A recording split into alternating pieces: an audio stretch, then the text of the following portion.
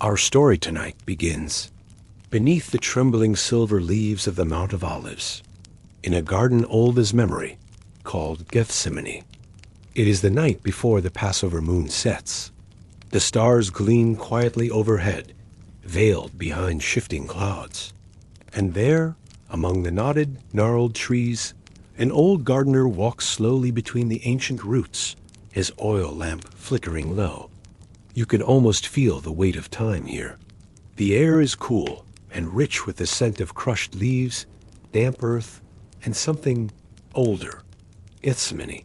The word itself means oil press. This is no accident.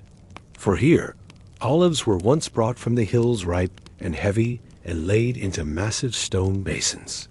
The press would be set, a thick wooden beam lowered, and slowly, with aching force, the olives were crushed beneath the weight.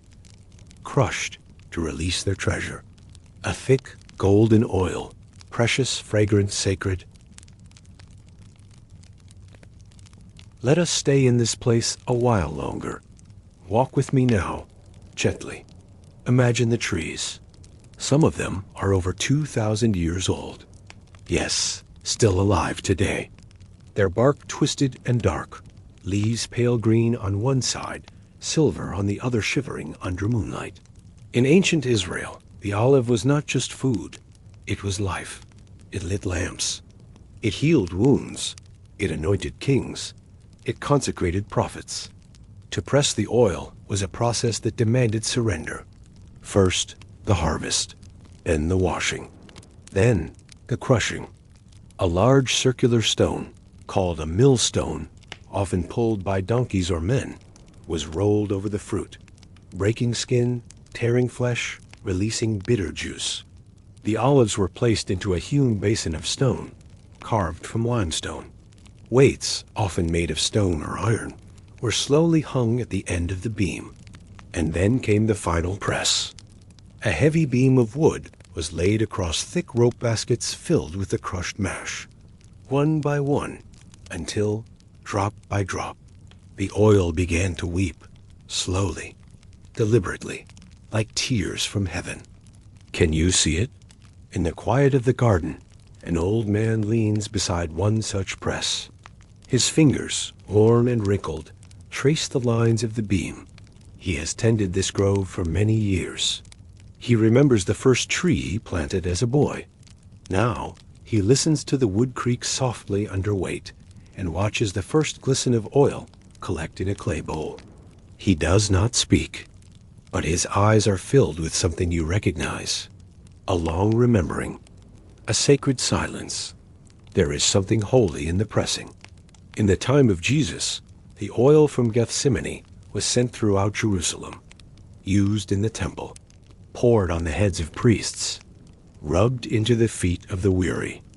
The anointing oil had a fragrance that lingered, a mixture of myrrh, cinnamon, cassia, and olive blended and blessed. And it was never meant to be rushed. The olive gave its best, only under pressure. And here, in this same garden, nearly 2,000 years ago, another figure knelt. Not a gardener, not a priest, but a carpenter, a rabbi, a son. His name was Yeshua. You may know him as Jesus. He too came here to be pressed. On that night, under the Passover moon, he came into Gethsemane with his friends. The trees stood as they do now, silent sentinels. He told them, "Stay here and keep watch with me." Then he stepped a little further into the shadow of the trees and fell to the ground.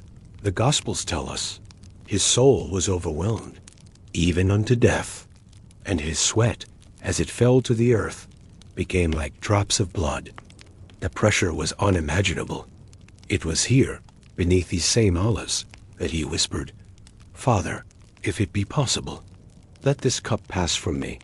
Yet not my will, but yours be done." The weight of humanity's sorrow, the heaviness of betrayal, sin, abandonment, was laid upon him like the great beam of the olive press. And from that place came surrender, not resistance. Not escape, but surrender.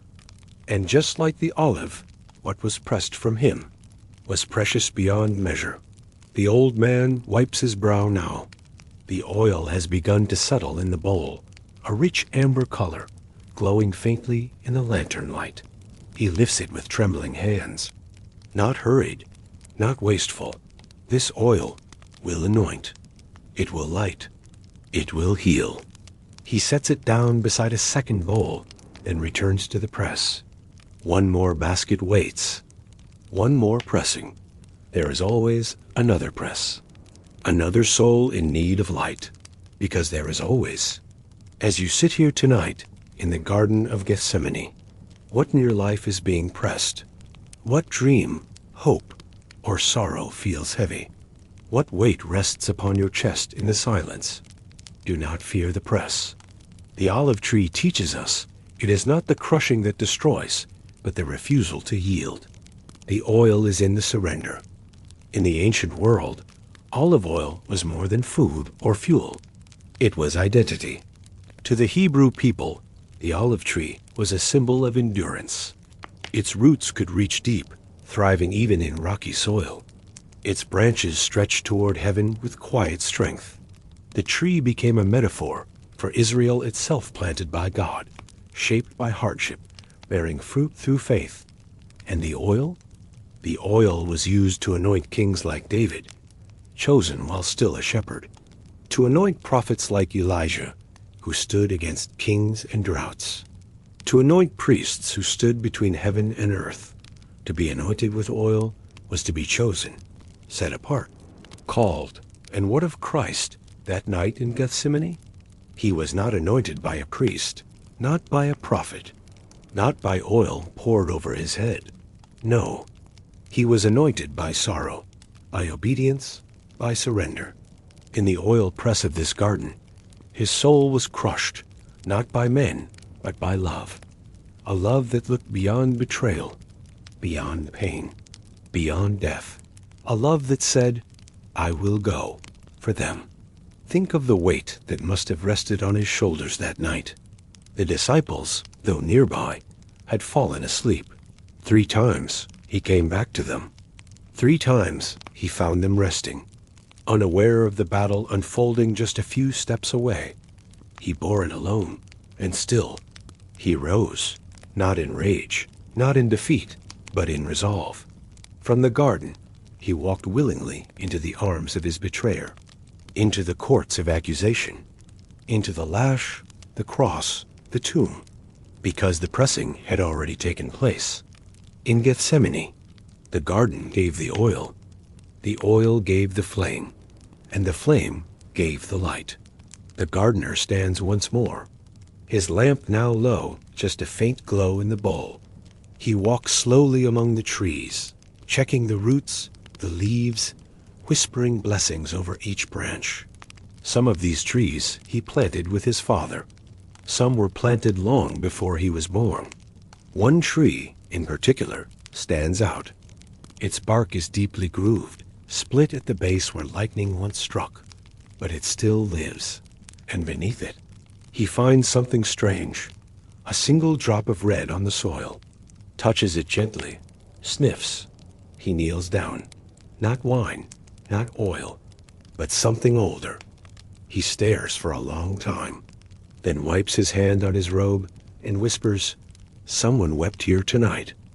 As the first light of dawn begins to rise over the hills of Jerusalem, we end our story in the place where heaven once touched the earth, in the quiet folds of Gethsemane. But before we go, let us pause and step back through time to understand this garden more deeply through the pages of history. The Mount of Olives, where Gethsemane lies nestled, has been a sacred site for over 3,000 years. Used since King David's time as a place of prayer and retreat, this eastern ridge overlooks the Temple Mount and the Kedron Valley. It was along this slope that David himself fled when his son Absalom rebelled against him, weeping as he went barefoot up the mount. Centuries later, in the time of Jesus, the mount was well known for its groves of olive trees, its oil presses, and for being a peaceful retreat outside the bustling city gates. The Garden of Gethsemane was likely privately owned, perhaps by a believer who allowed Jesus and his disciples to meet there regularly. It was quiet, sheltered, familiar, and according to the historian Josephus, olive oil production was a vital part of Jerusalem, as economy tens of thousands of gallons exported annually throughout the Roman Empire.